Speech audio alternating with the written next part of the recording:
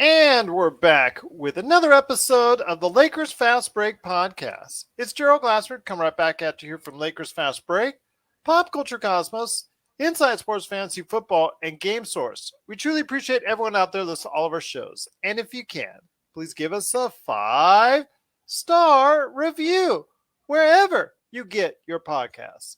Plus, if you can like, share, subscribe, follow, or do anything that you can to support us right here at the Lakers Fast Break, Pop Culture Cosmos, where we cover the latest news and trends in pop culture, Game Source, Inside Sports Fantasy Football, where we covered the winners and losers of this year's NFL Draft, plus also as well, the great folks at LakersBall.com.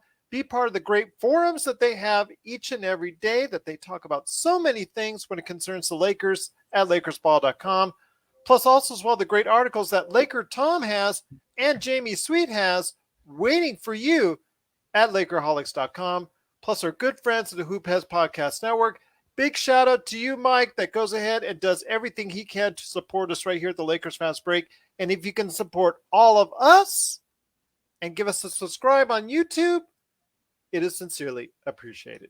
Big shout out again to our awesome YouTube followers and our awesome YouTube viewers. We've been getting some nice views even in the off season. We truly appreciate it. Some comments here or there. Headed towards my way, headed towards Joe's way, and headed towards LakerTom's way as well. It's all in good fun. We know it is, but you do share your opinions. We do listen, and we do appreciate them so much right here at the Lakers Fast Break Podcast.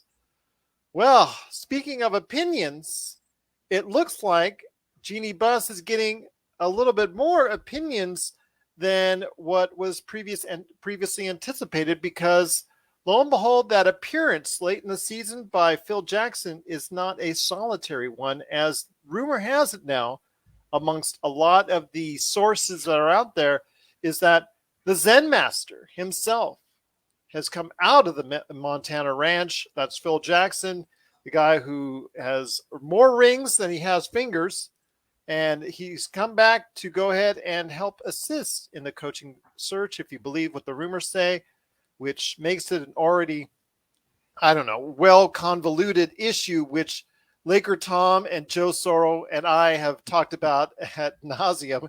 It just got a little bit more convoluted. Actually, you know what? I'm just going to go ahead and hit up the guys now, their thoughts on it. So we're going to go cover that. We're going to cover the continued coaching carousel with who the Lakers might be interested in, who they're asking permission of, who they can't ask permission of, and also as well some under the radar free agents, and of course an NBA playoffs update. But here today to talk about all that, I'm going to start first with the man. First up, it is the guy behind so many great things at LakersBall.com. It's Joe Soro. Let me ask you a question, Joe. With the rumors that the Zenmaster himself is now involved in part of this coaching hiring process, who isn't involved in this coaching hiring process? Because it seems like the list is now just never ending. I know we aren't, but maybe outside of that. Is it true though? I don't know. Do we know for sure that Kurt Rambis or Linda or Rob, do we know, is it confirmed that all these people are involved in the decision making? Well, it's on the internet, so it must be true. Okay, so that's your first problem.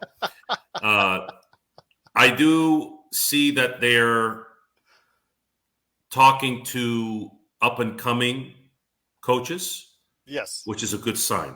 That means they're not just sticking with rehashed, replayed, rerun type coaching. Can I just indicate, Shams Charania did report that the Lakers have asked permission for at least the assistant coaches on the Toronto Raptors staff.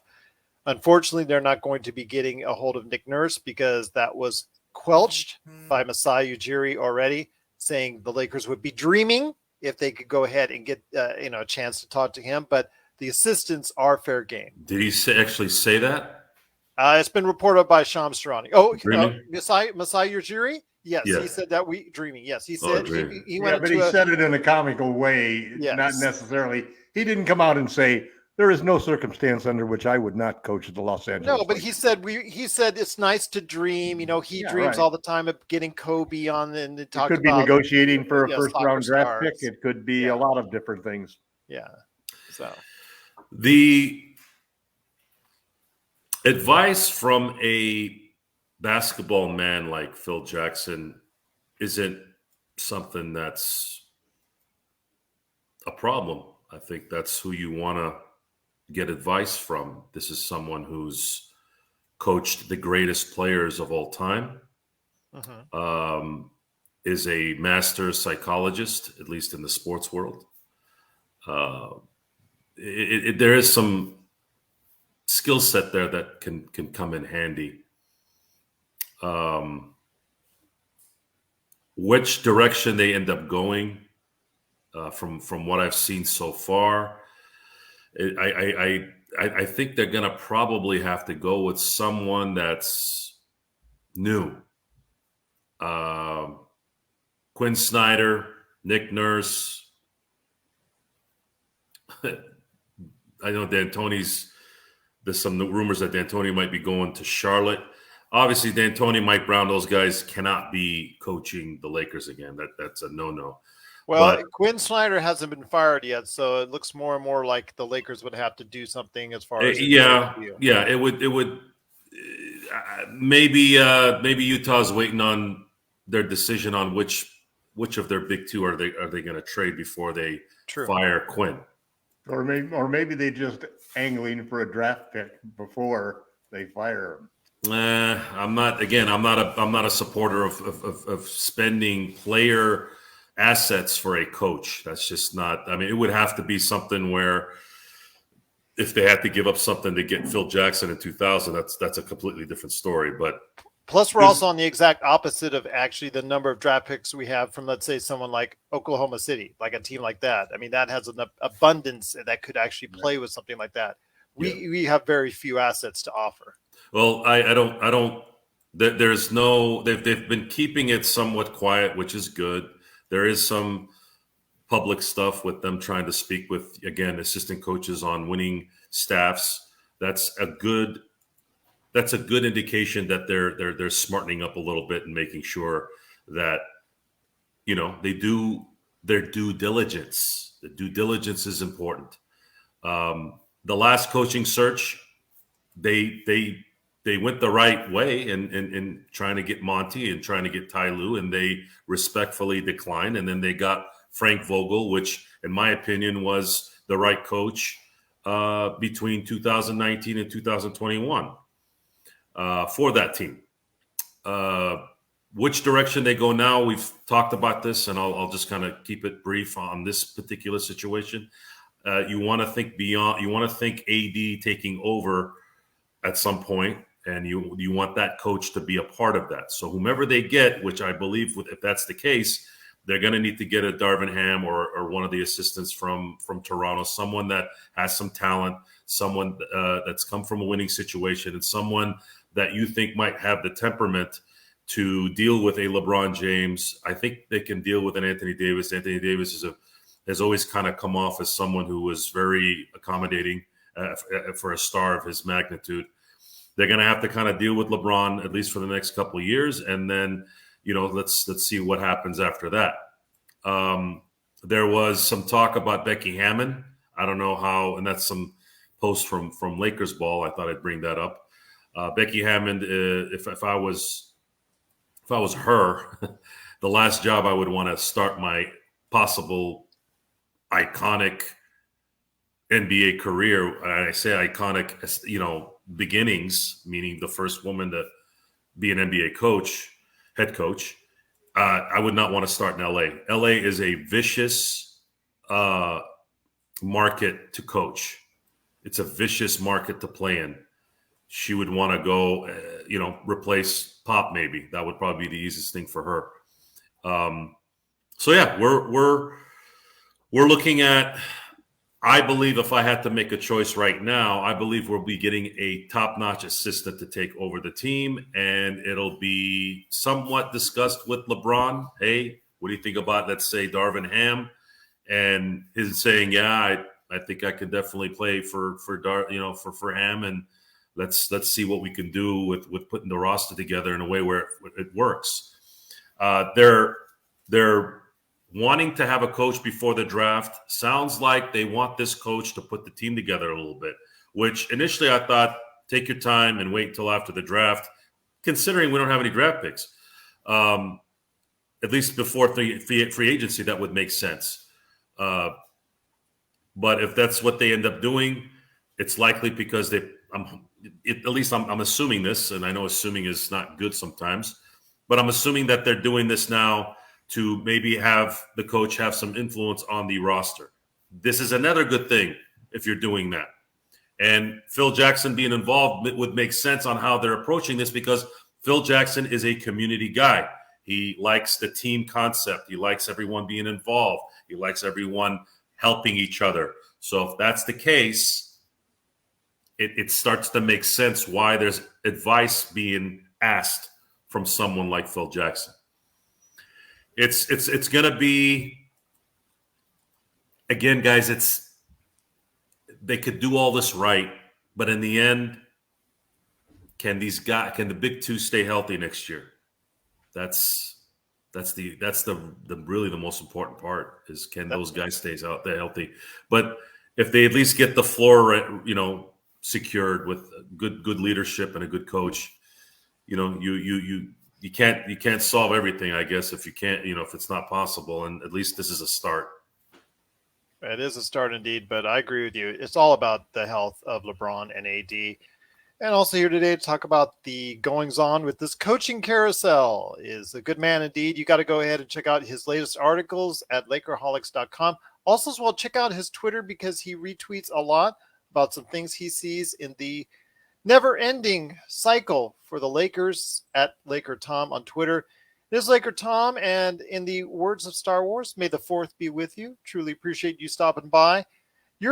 Yeah, that's right, Joe. I said, may the 4th be with you. That's what they say on Star Wars Day. That's why I got this shirt on. So there you go. I prefer Revenge of the 5th. What, Cinco de Mayo?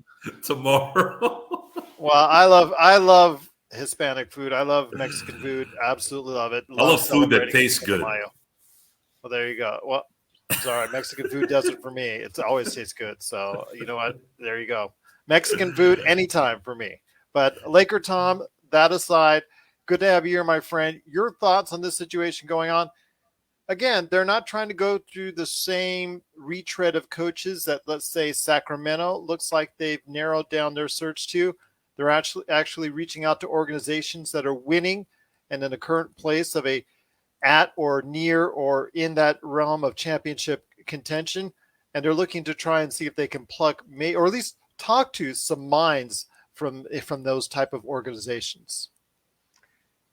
I have no faith at all that the Lakers are doing the proper things in the last search for a coach, and they're making the same mistakes this time in this search for the coach. Let me start by saying part of the problem with the Lakers always is that they want to have their cake and eat it too. And so they're always trying to do two things at once, Let's get a coach that can obviously handle the next 2 years of LeBron, but he's also got to take care of the transition with AD. And we might be rebuilding, so boy, he's got to be a good development guy for young players and so forth. So let's say that's the coach that it appears that the Lakers want to get. Well, for LeBron, I mean, all of a sudden you got a contradiction in what you're looking for, because you're looking for somebody who's more than one thing. You're not looking for a veteran, proven coach who's been a head coach to take over the next couple of years. You want to bring in Rajon Rondo, like Brooklyn did and like the Warriors did, and hope that in the very first 2 years of his coaching career, he can do the magic to get LeBron and AD over and win another championship. Or do you want to bring in somebody who's a proven coach like Snyder? Or do you want to pay a draft pick and bring in Nick Nurse, somebody who might be able to do all of those three things that you're looking to do? But when you try to split hairs like that, we're still in a win now mode with LeBron James, and I hardly trust Rob Pelinka to make the right trade for Russell Westbrook, much less to go and do a complicated thing like try to thread a needle through and pick a coach for 3 different situations. Who are they going to pick? I have absolutely no idea. I just don't think that at the most critical juncture in the last decade of the Lakers' evolution as a franchise, that we're going to turn the club over to somebody who's never coached at the head coach level in the NBA. I just don't see that being. If you ask me, what they're doing is they're looking at guys who, hey, if LeBron doesn't agree to this extension and we end up rebuilding and trading him and AD, what kind of coach would we need then? Hey, Darvin Ham is perfect, So is the guy from Toronto, There's a whole bunch of those guys. They're ready to make the next step up. Usually they make that next step up with a team that's a good young team, not with a championship team that's, 18 months ago was the NBA's best team. And you have LeBron James championship window closing rapidly, slamming shut, it's coming down like a guillotine. And you want to, man, I think you want to have somebody who's been there before and done it and so forth, unless you decide that, you're going to punt on the last couple of years of LeBron's time and not do the best thing. I mean, it doesn't make sense to me, so I don't know where they're going to go. I also don't think that the rant by Masai necessarily eliminates. I thought that was fairly definitive. I don't think so, because you got to look at what the whole thing is. These rumors and so forth in the Lakers' interest wouldn't have happened without Clutch knowing and Clutch being behind it. I mean, he's a client. He's a coaching client. Nick Nurse is a coaching client. I think you give Clutch a little too much credit. I think they get a little too much credit. They're nothing without LeBron. If LeBron isn't talented, they're nothing. If you take LeBron off of them, they are in the top 5 of total bookings for the NBA. Would you seriously give a 27? They have a lot of top clients, man. You go down the list of people that are their clients. Well, before I bring Kenneth Stone on, and I appreciate him joining, real quick, Tom, would you really give a 27 or 29 first-round draft pick for Nick Nurse? No. Yeah, I would. You know why, Gerald? This team lacks stability, and they've lacked stability at the coaching position for a long time.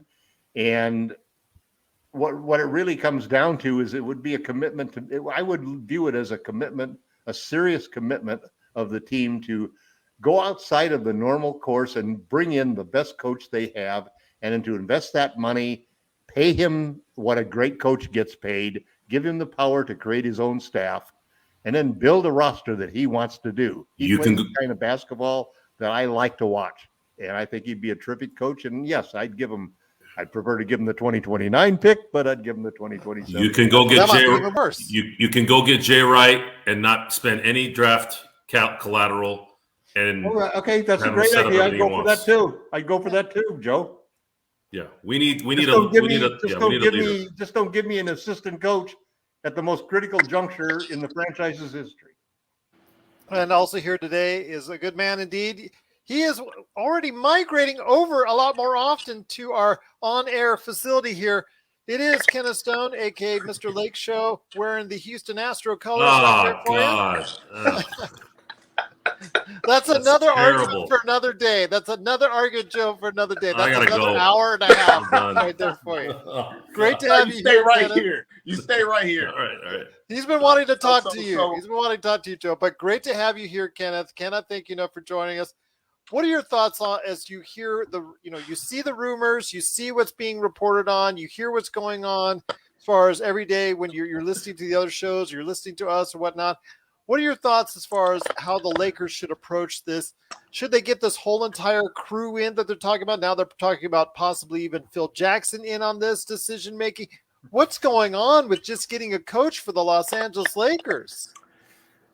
It's a cesspool with the Lakers, honestly, in my opinion. Honestly, before I start with the Lakers, my man's with the headphones, like Run DMC, I gotta get at him because I've been watching you guys for a long time, and I've been holding this back for so long. What's up with you and my man LeBron James? Like, come on. Like I've been hearing you for a long time, and I've been like, man, you've been absolutely brutalizing my man. Brutalizing my man. What's his name? What is his name? Joe Soro? I don't want to be improper here. I don't want to. It's Joe Soro. Joe. Yes, sir. You want to know why? Joe, hold on. One second. Okay, well, sometimes I respect your opinions about LeBron James because it's accurate. Everybody in NBA falls short of their performance and what are they supposed to do in a game, the caliber that they have. But I feel like you hold LeBron at such a caliber.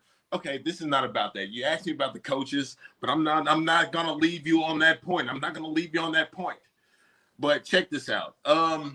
I think when it comes to the Lakers and coaching wise, and then you consider Phil Jackson, who, I mean, let's be honest, we saw what he did with the Knicks and the New York Knicks, and it was an absolute atrocity. What did he do as the president and what was it, GM? What did he do? He had Derrick Rose, he had Carmelo Anthony, he had Carmelo Anthony. Carmelo Anthony, he was held like at the sub train. You know what I'm saying? He couldn't do nothing. And we have this guy that's gonna just come here and just think he's gonna solve something for LeBron James, 4-time champion. And what did Carmelo do? You know what I'm saying? So, like, I mean, come on. I think the Lakers are like, I think we look at the field of the Lakers and like what they're gonna do, they can get. I think it's crazy because I mean we see all these coaches out here who can, like, look at the Brooklyn Nets. They have Steve Nash, which, let's say in the last couple of years that he's been there, if he could have done something with Kyrie, James Harden, and Kevin Durant, we would be all applauding him. But like, it takes a certain degree of championship pedigree to really take a team, no matter the players that you have. We're talking about LeBron James. I mean, this is LeBron James. But like, speaking about that, like, and even the Suns with it just takes a certain level to just take a team to a championship, and it just can't be automatic just based on the amount of talent that you have. I mean, look at the Miami Heat that we saw the talent that they had the first year, and they failed against. I mean, like, so when we look at the field of talent that the Lakers can get, I don't think it's a matter of Phil Jackson. I mean, I think it's a matter of just them getting it right as players, the organization, them as structurally as a basketball organization, them coming to it together as a team and offensive basketball, them deciding if they want to be defensively involved or not. And it's not about a coaching. I mean, look, we saw, what was it? I think his name was David Blatt on the Cavaliers. What did he do? But LeBron still in 2018, he went to the NBA Finals. Yeah, he lost. But, like, we're not talking about coaches here. Like, LeBron, he's shown over the years he hasn't been the type of caliber player that's had these outstanding coaches. And to be like, just because he had an outstanding coach, he made it to the finals and even won.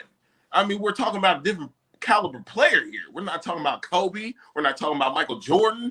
We're not talking about this. It's a different era. Like, it takes more than to win an NBA Finals. Like, look at Steve Kerr.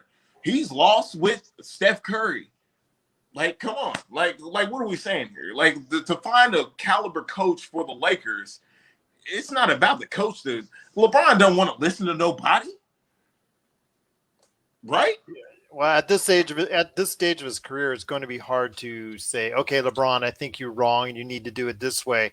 I don't think they want to stick up to LeBron. But even in that case, LeBron at his stage, in his career, the amount of years he's played, he's seen it all. At least he thinks he's seen it all. And I think that intimidates coaches. Yeah. I think it intimidates them. Well, we need a coach that doesn't get intimidated by that, and that's one of the things that the Lakers have said behind the scenes, that Pelinka's made it very clear that they want to teach somebody who's got a voice of authority on the team. And they basically felt that Bogle basically didn't demand enough respect from the players to do the things that they were supposed to do. So they want somebody who is going to tell LeBron and AD when they're not holding up their end of the bargain. And it's kind of interesting because, see, I have a different feeling about LeBron. I really feel that as a superstar, LeBron has been one of the,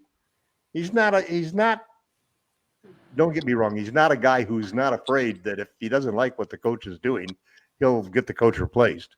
But he wants to be coached. He wants to be coached, and he understands that for a team to really operate well, there has to be a good coaching staff that puts in a cohesive plan, that knows which sticks and which treats to give different players and how to treat everybody differently and get everybody to pull in the same direction and do the things that create that cohesion, that creates synergy, where the sum is greater than the parts.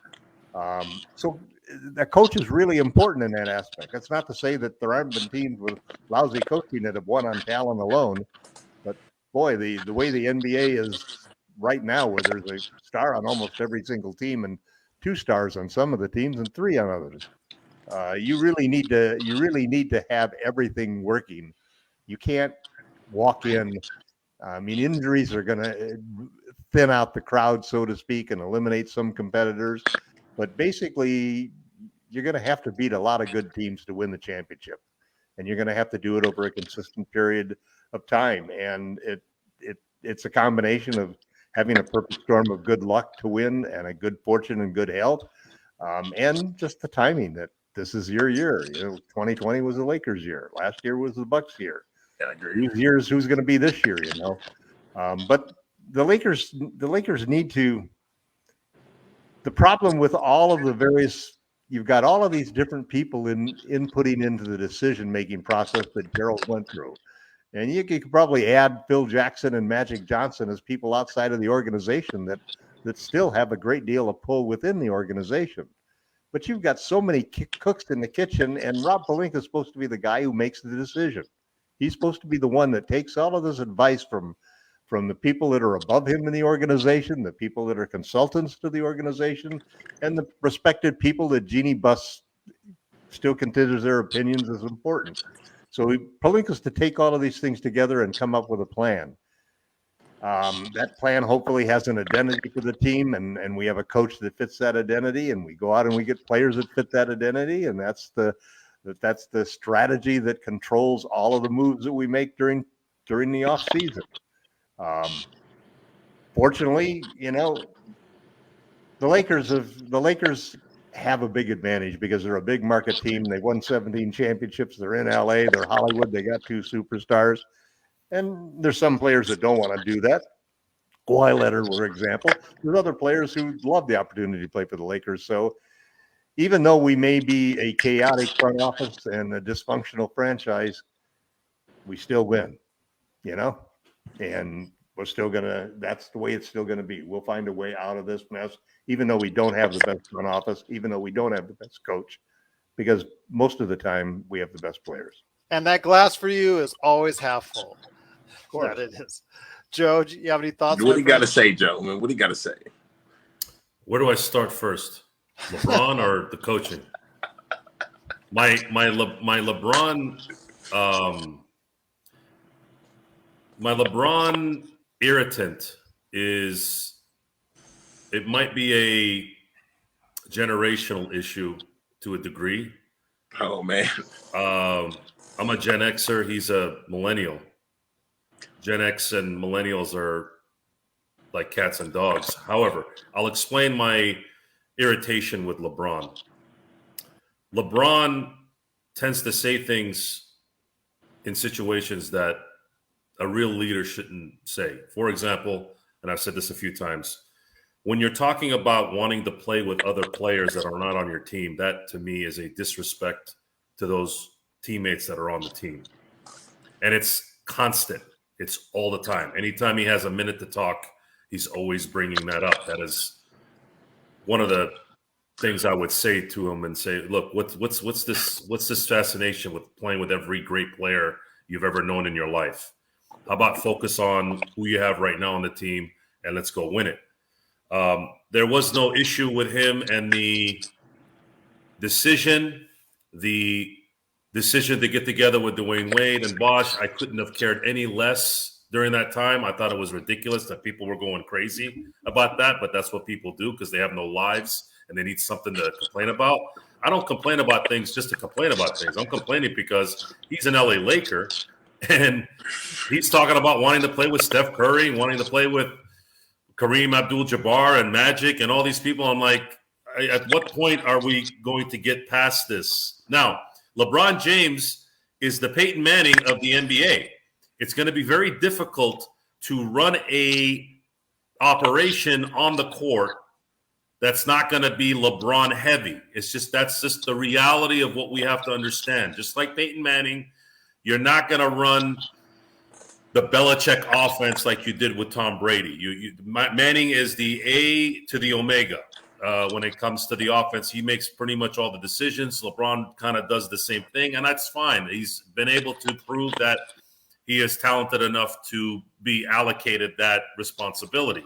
So now as a general manager, as a team, your job is to equip the Lakers with talent that will benefit that particular setup, which basically means we need ballers who can shoot and ballers who can play within that system.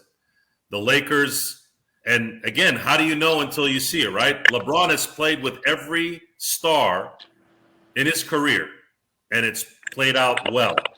This is the first time in his career he could not mesh his game with Russell Westbrook. So how do you know until you see it, right? So now one of the first things you got to do now is you got to get the right leader that's going to guide these guys. And then the next thing is you got to get rid of that problem. When you get rid of that problem, I think, and we're praying to God that they stay healthy, at least 65 games to 70 games next year for both him and AD. Then at that point, I think you're going to probably have a good result, probably get back to maybe 2021 results as things progress. I am not the only one, Kenneth, that is irritated by Kenneth. Yep, we've come from Kobe. We've come from Kobe. Kobe is my age or was my age. That's the mentality. The mentality is Mamba time. And I have Kobe's logo on my work shirts. I have Kobe's. My profile pic on my Facebook is the Punisher. This is who we are, at least in my world. We are about dominating. We're about full steam ahead. And a lot of times, unfortunately, I have to deal with this in my personal life. There is some people that don't like the way I conduct things because I'm maybe a little too honest. Maybe I come off insulting. Maybe I come off insensitive, which really, if I had to pick the right word, I do have that problem. I do come off insensitive, and I do find myself, having to kind of open up the discussion with that. So how does that tie into everything here? Again, you're always in that kind of middle ground of common sense and emotion, especially when you're a Laker fan. A little bit of me and a little bit here, a little bit there is we took a shot and we lost. Let's get over it. Let's go to the next thing. And then, but I keep getting dragged in sometimes with, wow, these were really bad decisions, and are we going to get over it? And it's kind of, you're kind of stuck in mud a little bit until you obviously start seeing wins. Wins are the only thing that are going to solve the problem. And we're not going to find out at least for another 6 to 7 months before that starts. And that's if we take care of the big two, the first two important things, which is making sure you get the right coach and making sure Westbrook is not in the Laker uniform in October. That is absolutely imperative and paramount. No, it's not. No, it's not. It is. If Westbrook comes back next year, you will see a repeat of what you saw this year. If Westbrook. Okay. Bring it to me. Okay, I'm going to tell you where you're wrong. Here's why.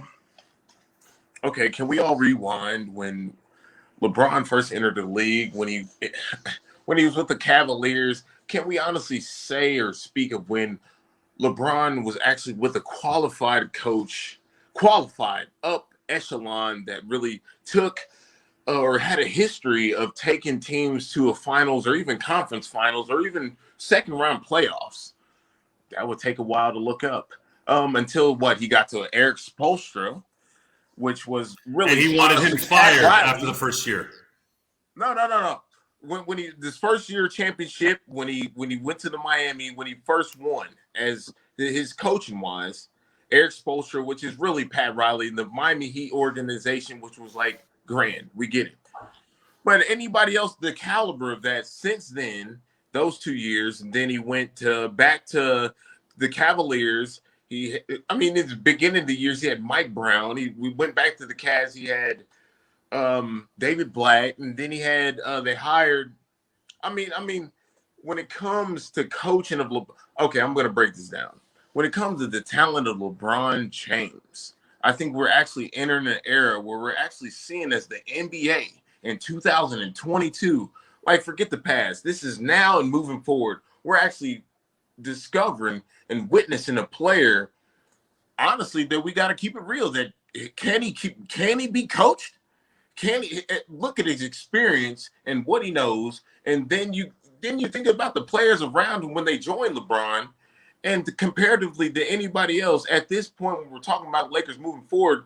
Forget the Lakers. LeBron could be on any team right now at his age, and I think we would be saying the same thing. Honestly, at this point, who can coach LeBron James at his experience, his finals experience, his playoff experience, when he leads first in all categories, assists, points, field goals, and blocks? When we talk about these things, who can coach LeBron James right now that we're going to really statistically and point out the facts? We're not talking about these young players. He's like, so all I'm saying is at this Kenneth, point. let me finish this real quick. Let me finish with your question real quick. It's not about, when you look back at the coaches, the great coaches, doesn't matter who it is. When you look at, let's use Phil Jackson as an example in the 90s with the Bulls. That was Michael Jordan. Okay, Michael Jordan, it wasn't really about coaching Michael. It wasn't really coaching Pippen. It was more of coaching like the Kerrs, the Paxsons, and those guys. You don't really. Do you think Phil Jackson could have did that with, say, the Pistons? If it was the 04 Pistons, yes. Michael Jordan went against, you think, trade them coaches, you think Phil Jackson could have did that with the bad boy Pistons without Michael Jordan? We give a lot of credit to Phil Jackson, but he had Michael Jordan and he had Kobe Bryant. But you can look back and say Michael didn't win a championship until Phil became coach, and you can say the same thing with Kobe as well. There's validity. It's hard to say. You still need talent to be a great coach, just like Popovich. One of the advantages of Popovich being able to do what he did, he's a drill instructor. That's kind of his mentality, right? Yeah, but at the same time, the Bulls got Phil Jackson. That's the same time Michael Jordan lost until they got Scottie Pippen. Yeah, but you have to also understand that before Phil Jackson came, it was Doug Collins basically saying, "All right, Michael, go do your thing." That's why they were losing to the Pistons. Because they would just do the Jordan rules. Like we're talking about LeBron James, it wasn't that they were losing because of Michael Jordan. Did you watch The Last Dance? Because of the talent of Michael Jordan, I'll give you an example. Here's the difference between Doug Collins and Phil Jackson. Phil Jackson is talking to Michael in the finals in 1991, and he's saying, "Mike, Paxson is open." I remember that finals vividly. I wanted to go to Chicago and pick Paxson up by the neck and throw him off a building. That's how angry I was. That guy did not miss. Okay, he didn't miss a shot in that series because Michael drew everybody in, threw the ball out, and that was the difference maker. That is what kept Michael preserved. That's why he was able to play 82 games a year. If he was going to continue to be 1-on-4, 1-on-3, he probably wouldn't have won 6 championships. Now, I'm not saying that the talent is the most important part. We all know that. Having Michael, having Kobe, having Shaq, it's important. But that the coach, to put it simply, is supposed to create a system that helps the entire team while LeBron, while guys like AD can do what they do, because in a lot of ways, they want to be coached, they can be coached, but their talent is so immense. Now, LeBron's talent is it's in the all-time great location. So he's won because of that talent. He's won because of that talent.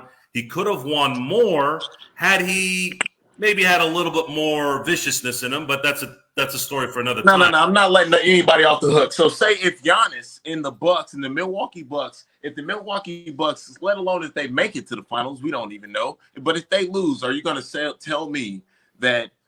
Because a lot of people out here is telling me, or the whole world is saying Giannis is the best player in the world. If he loses in the finals, let alone makes it, are you going to tell me is that because of lack of talent? Because they're saying he's the best in the world, or are you going to tell me because that's a lack of coaching? Is that what we're talking about here? Because it's the same thing as LeBron. It could be He's the best player in the world. They're saying Giannis. Yeah, but it could be either. Best player in the world doesn't always win the championship. Every time you have a player who's one of the top 5 players in the country perform like Giannis did in the last series, you're going to have people declare him the best player. They do that every week. Before that, it was Kevin Durant. 2 months before that, it was joking. I don't agree, but keep going. There's no best player in the league right now. LeBron is still the best player in the league right now. I think LeBron is still the best player in the league right now. Thank you. I can go to sleep tonight. But I also think that it's too old. It's going to be interesting to see whether or not he can pull up Tom Brady and actually continue to be the best one side of the winning. court. And who else does it? LeBron has changed his Curry game does. so much. LeBron has changed his game offensively so much that he is now among the top 10 three-point shooters in number of three-point attempts. And he's reduced the number of times he's attacking the rim. Now, part of that is a coaching problem and part of it is a front office problem because we haven't gotten shooters that would demand enough three-point gravity to create lanes for LeBron to have an easier job attacking the rim. So he's adjusted his game to understanding that teams are trying to stop him from getting to the rim. So he's going to try another way to score, which is by shooting a lot of threes. And he's going to get better and better at shooting the threes over the next couple of years because I think that's a big part of the picture, the game that he is developing for his later years. Now, whether the thing is, can LeBron win another championship? And the key to that is clutch sports because it's AD. AD has to come through if LeBron is going to win another championship because he can't win it on his own. Everybody knows that. You got to have a good second star and you got to have a good supporting cast.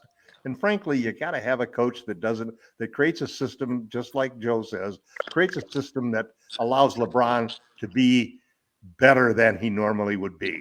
I think you just hit the nail on the hammer on because say if the Lakers had would it be a really coaching question if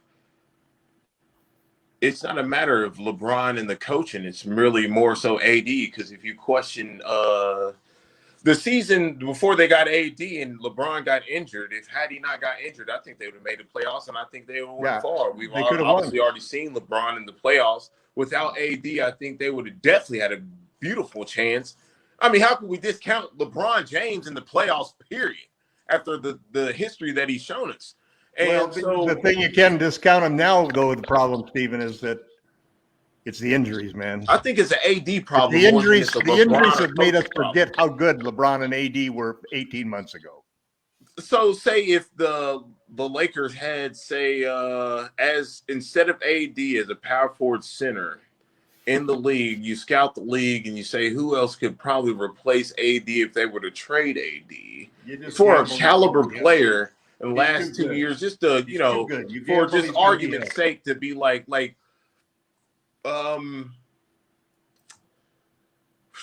it's not too many. It's not. The league is so small these days. But say,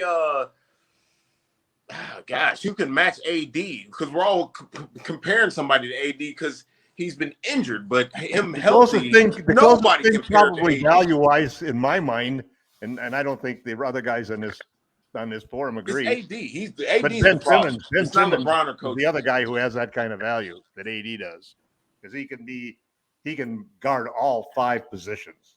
And when he's healthy, and that's the question. But yeah, I think it'll be interesting to see. the Lakers aren't going to trade AD. You're not going to throw away the last couple of years of LeBron's career by trying to rebuild and trading him and AD. Okay, what'd you say? Your name is Tom, right? Tom? Right. Tom? Yep. Let me ask you this. Over the last 2 years, or even say in the future next year, would you trade this? Just argument's sake, I know this is far-fetched. This is no, you can give me out a of the deal that I would stratosphere. say Let me yes just to. ask, would you take AD for Draymond Green on the Lakers? No, but you know who I might take him for? I might take him for their new young guard, the star guard, who I think is Poole. taking Poole. I take him. No. I take him for Poole, Kuminga, and their center. Realistically, Bam and Hero. I do a Bam and Hero switch. Yeah. That's a realistic. What I'm saying, though, Stephen. What I'm saying is that Kenneth, forget that. Kenneth. I would do that deal, Kenneth, but the Lakers ain't going to do that deal. I think they don't know what to do. I think they're really leaning on LeBron. But I say, what if you traded AD back for JaVale McGee? Well, I wouldn't do that. I mean, at least JaVale McGee stays healthy. You could get 4 or 5 draft picks for LeBron and AD, 4 or 5 first-round draft picks, a couple of young stars. You could obviously jumpstart a rebuild. And I might do that, and let's say a great GM might do that, but Rob Pelinka and Jeannie Buss are not going to do that. Look, all these ESPN, all this stuff, they're talking about, let go. Well, maybe the Lakers should consider trading LeBron. Well, in another world, what if they kept LeBron? They traded AD, and they went smaller, and they just went normal big, because we saw what LeBron did with Tristan Thompson. We saw what LeBron did with the bigs that he had in the Miami Heat. Like he doesn't necessarily need a AD. He already won 1 championship with him. It's LeBron's future right now. Get some better, healthier power forward centers and just get longevity-wise guards. And LeBron, he's great. He can put up 50, like he said, anytime. He can lead the league in scoring anytime he wants. At this age, consider LeBron's career. He's waiting on Bronny. He's about to be a free agent if he doesn't sign an extension. This is controversial right now. He could be. Look at the star talent that LeBron has. That he's about to be the first player, probably NBA history, that's just signed this many free agents. The contracts. Who else has done this? Allen Iverson, Carmelo Anthony, Michael Jordan, LeBron. He's about to go on the verge of signing the most free agent contracts in NBA history. And what are you going to do with that? At the Lakers, they are probably got a headache right now. Right? No, I think I know the Lakers fans got headaches. They're trying to figure out how to optimize the last 2 years of his contract. All that matters right now. All that matters. He's going to sign a 1-on-1 extension that synchronizes him perfectly with Anthony Davis. The Lakers will then have 2 guaranteed years. They will limit the number of years they take back, probably to 3 on any trades that they're going out there. And they will pay a head coach what he's going to be paid. They will agree to give a head coach control over his assistants. They will spend money. They'll give out draft picks. They'll take salaries back. They'll do whatever they can in order to improve the relationship and the team around LeBron and AD, and they'll go all in and gamble. I think that they may go out and get a really good starting center instead of AD in order to reduce the wear and tear on him. I think they'll do the same thing with LeBron. They'll want to limit his minutes.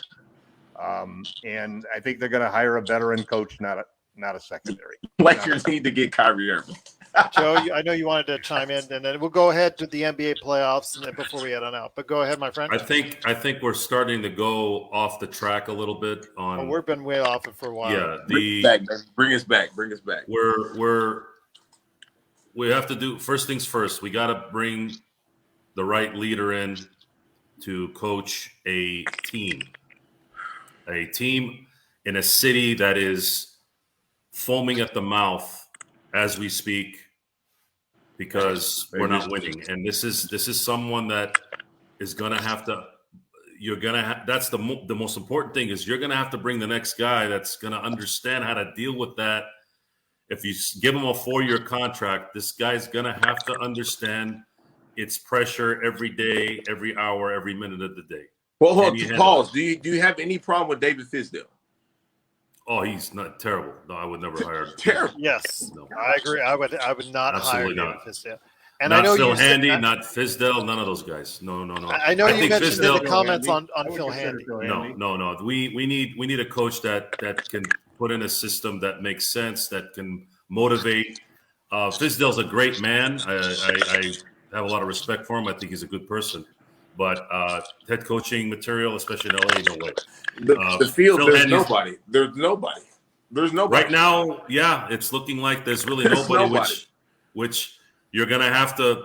There's nobody that jumps off the page. Per se. Yeah, you're going to have to pluck somebody that's up and coming. We're going to be forced, even though he's too valuable in the front office, we're going to be forced to have Rambis. Hey, look at the Brooklyn Nets. They hired a former player that was a player in the NBA. Like Rambis is not going to be the coach. Hire a former NBA player. Like they try to get Jason Kidd, but like who could they? Phil coached the road game, the home game. You guys should see Joe's comments on Phil Handy being coached. Joe, I'm serious. Rambis out to handle the away game. Legitimately get.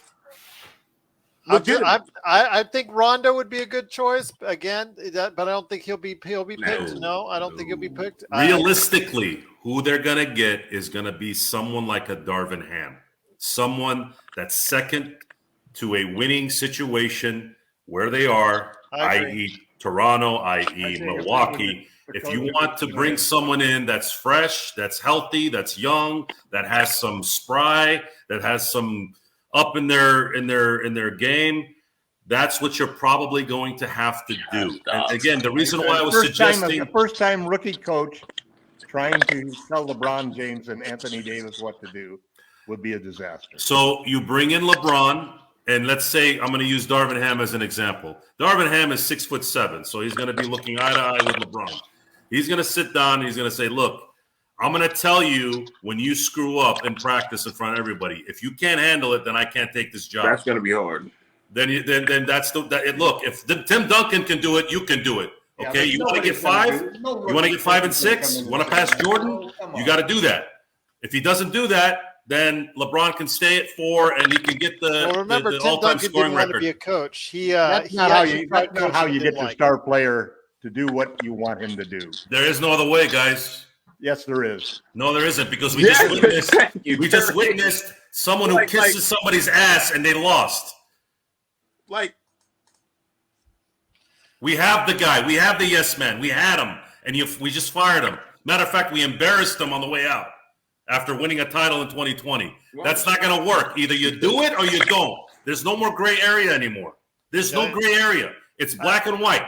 All I'm going to say is I know for a fact that the coaching community and the coaching, just the consortium out there, just the coaches, the way they talk amongst each other, they are not happy with the way the Lakers handled the firing of Frank Vogel. You know what? I don't pay attention to that either, because if they actually really meant that, they do something about it, but they don't do jack crap. They still take the jobs. They still get their money. So all that, I remember Van Gundy got mad when Black got fired. Okay, what's that going to do? No one gives a flying rat's behind, because LeBron makes $50 million a year. They brought in David Black. Nobody knew who they know. David Black's making $3 million a year, and his main guy's making $40. The Eastern Conference. You realize that Black was leading the Eastern Conference. The Eastern Conference for 15 years was the freaking JV team. I'm just telling you, he was leading the Eastern. You know what? The way the world is going and TV media is going, I wouldn't be shocked if it was Magic Johnson.